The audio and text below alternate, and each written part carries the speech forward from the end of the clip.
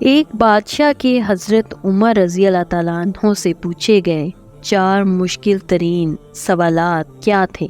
تو چلیے چلتے ہیں آج کی ویڈیو کی جانب۔ ایک دفعہ ایک نصرانی بادشاہ نے چند سوالات لکھ کر حضرت عمر رضی اللہ تعالیٰ عنہ کے پاس بھیجے۔ ان کے جوابات آسمانی کتابوں کی رو سے دینے کا مطالبہ کیا۔ سوالات کچھ یوں تھے۔ پہلا سوال، ایک ماں کے شکم سے 2 بچے ایک دن ایک ہی وقت پیدا ہوئے، پھر دونوں کا انتقال بھی ایک ہی دن ہوا۔ ایک بھائی کی عمر 100 سال بڑی اور دوسرے کی 100 سال چھوٹی ہوئی۔ یہ کون تھے اور ایسا کس طرح ہوا؟ سوال نمبر 2، وہ کون سی زمین ہے جہاں ابتدائے پیدائش سے قیامت تک صرف ایک دفعہ سورج کی کرنیں لگیں، نہ پہلے کبھی لگ تھیں اور نہ آئندہ کبھی لگیں گی؟ سوال نمبر 3، وہ کون سا قیدی ہے جس کی قید خانے میں سانس لینے کی اجازت نہیں ہے اور وہ بغیر سانس لیے زندہ رہتا ہے؟ اور سوال نمبر 4، وہ کون سی قبر ہے جس کا مردہ بھی زندہ اور قبر بھی زندہ، اور قبر اپنے مدفون کو سیر کراتی پھرتی تھی، پھر وہ مردہ قبر سے باہر نکل کر کچھ عرصہ زندہ رہ کر وفات پایا؟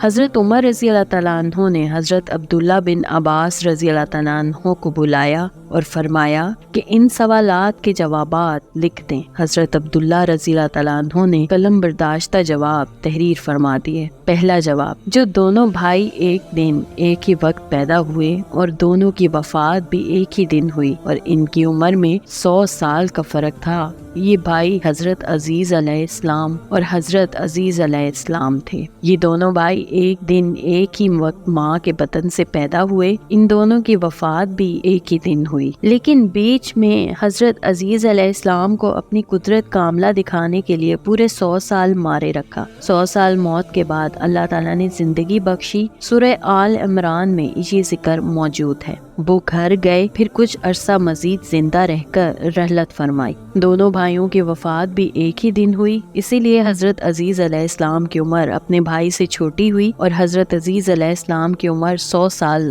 بڑی ہوئی۔ جواب نمبر 2، وہ زمین سمندر کی کھاڑی کلزم کی تہ ہے جہاں فرعون مردود غرق ہوا تھا۔ حضرت موسیٰ علیہ السلام کے معجزے سے دریا خشک ہوا تھا۔ حکم الہی سے سورج نے بہت جلد سکھایا۔ حضرت موسیٰ علیہ السلام ماں اپنی قوم بنی اسرائیل پار چلے گئے اور جب فرعون اور اس کا لشکر داخل ہوا تو وہ غرق ہو گیا۔ اس زمین پر سورج ایک دفعہ لگا، پھر قیامت تک کبھی نہ لگے گا۔ جواب نمبر 3، جس قیدی کو قید خانے میں سانس لینے کی اجازت نہیں اور وہ بغیر سانس لیے زندہ رہتا ہے، وہ بچہ ہے جو اپنی ماں کے شکم میں قید ہے۔ خداوند تعالیٰ نے اس کے سانس لینے کا ذکر نہیں کیا اور نہ وہ سانس لیتا ہے۔ چوتھا جواب یہ تھا کہ وہ قبر جس کا مردہ بھی زندہ ہے اور قبر بھی زندہ۔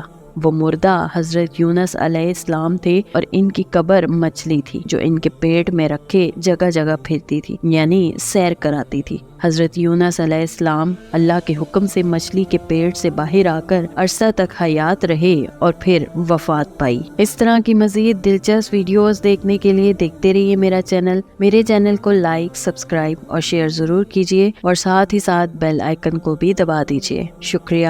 اللہ حافظ۔